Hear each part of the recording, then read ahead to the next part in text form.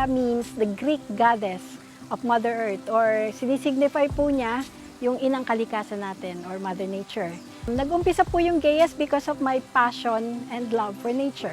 I wanted really na magkaroon po tayo ng isang lugar. Nag-umpisa po siya like any regular farm, tanim-tanim, mga ganon. But then later on, habang ginagawa ko po lahat yon, not knowing na sa pagtatanim ko pala, I am already developing parang arboretum or parang museum of live plants and trees. So nagsimula po doon hanggang nagkaroon ako ng pangarap na gusto ko makapag-iwan ng isang magandang legacy for the future generation. And naisip ko po ng isang magandang legacy siguro is pangalagaan natin, proteksyonan para ma-reintroduce dito sa future generation natin yung mga sariling atin na mga puno at halaman. So doon po, nag-gather ako ng iba-iba kung saan-saan lugar ako nagtatanong, naghahanap. Kasi marami po tayong mga endemic and native trees na mahirap na po talaga siyang hanapin. Hindi na rin po siya makita talaga sa mga kabundukan. So I started from there. And then ito po, pinaganda natin ang husto. Kung nagagandahan po kayo sa nakikita nyo, it is actually nature itself that makes it beautiful.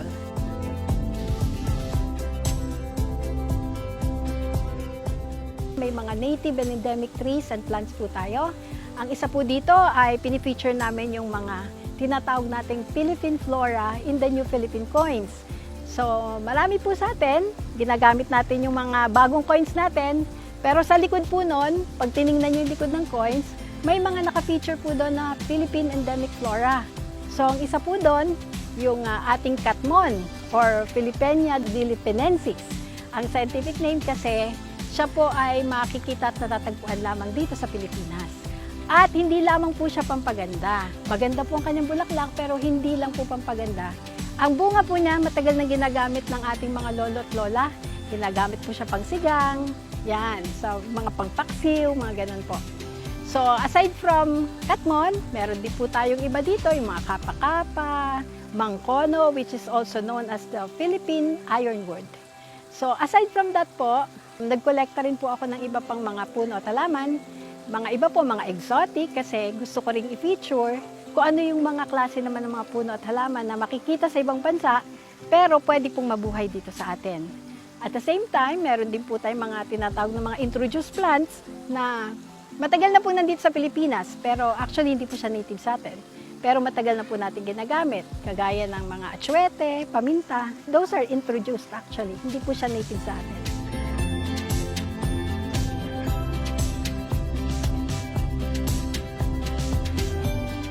So, ang Gaias po sa ngayon ay dinidevelop po natin siya, hindi lang po bilang pasyalan, parang nature park. Kung hindi, dinidevelop din po namin siya to become tourist destination, and at the same time is pwedeng maging educational area para naman po sa ating mga estudyante. We used only purely organic means po ang atin pong pamaraan na ginagawa po natin. Hindi po tayo gumagamit dito ng mga chemicals na pesticides or fertilizers.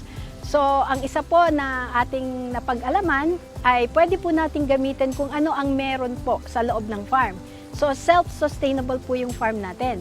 So, ibig sabihin po, lahat po ng mga fertilizer natin, kino-compost po namin yung mga dahon, no, yung mga nalalaglag na dahon dyan, hindi po natin sinusunog. Bagkos ay ginagamit po namin siya para maging organic fertilizer natin. And at the same time din po, hindi tayo gumagamit ng mga pesticide. Aside from being organic din po and self-sustainable, lahat din po ng mga kinokolekta kong mga puno at halaman, sila po ay may mga bunga.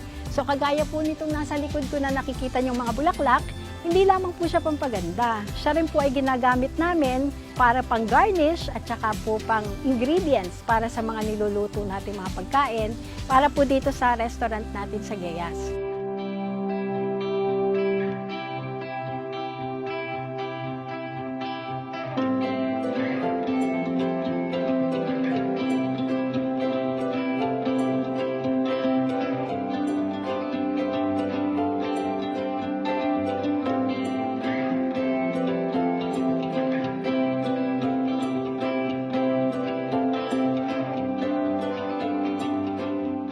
Gayas po, ang isang pinagmamalaki natin is nabibigyan po natin ang ating pong mga kasamahan dito sa lugar ng trabaho.